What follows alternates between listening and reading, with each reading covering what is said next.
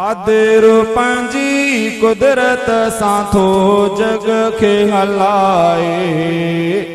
कादिर पंहिंजी कुदरत सां थो जग खे हलाए।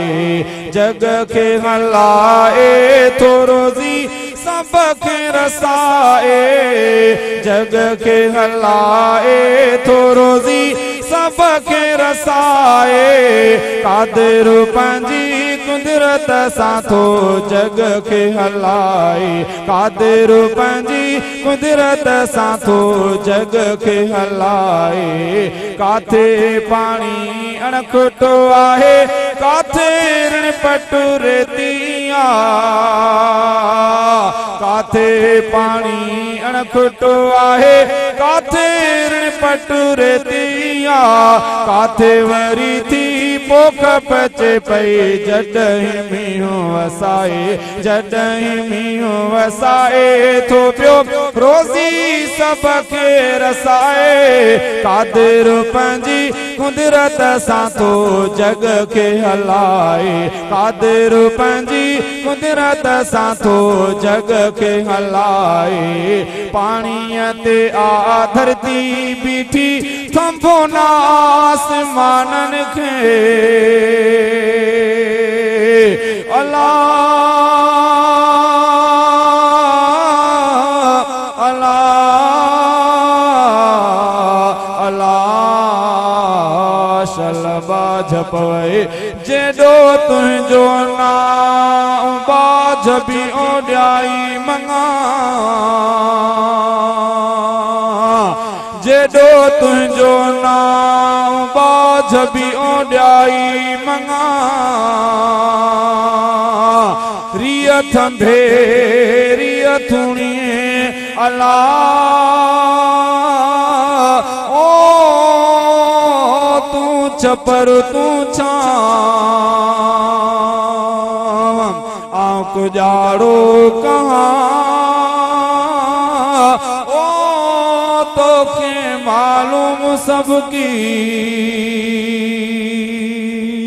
ओ अल्लाह अल्लाह शलबा झपवे पाणीअ ते आ धरती बीठी थंभो न आसमाननि खे। सारी ताक़त रब जी आहे जंहिंखे हम्द जुगाए। जंहिंखे हम्द जुगाए थो पियो रोज़ी सब खे रसाए। कादिर पंहिंजी कुदरत सां थो जग खे हलाए। जग खे हलाए थो रोज़ी सब खे रसाए। कादिर पंहिंजी कुदरत सां थो जग खे हलाए। कॾहिं त छांव में वेंदा आहियूं, कॾहिं त उस पे वणंदी आ। कॾहिं त छांव में वेंदा आहियूं, कॾहिं त उस पे वणंदी आ। कॾहिं कोसी कॾहिं थधड़ी तेज़ो हवा खे घुलाए। तेज़ो हवा खे घुलाए थो पियो रोज़ी सब खे रसाए। कादिर पंहिंजी कुदरत सां थो जग खे हलाए। कादिर पंहिंजी कुदरत सां थो जग खे हलाए। हम्द जनो गुलज़ार पढ़े थो पंहिंजे मालिक खालिक जो। हम्द जनो गुलज़ार पढ़े थो पंहिंजे मालिक खालिक जो। हम्द जनो गुलज़ार पढ़े थो पंहिंजे मालिक खालिक जो।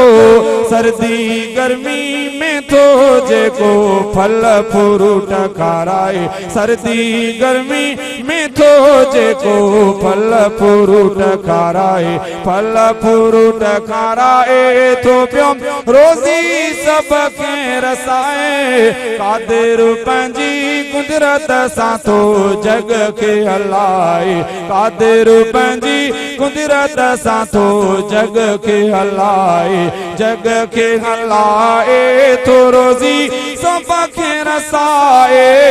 कादिर पंहिंजी कुदरत सां थो जग खे हलाए।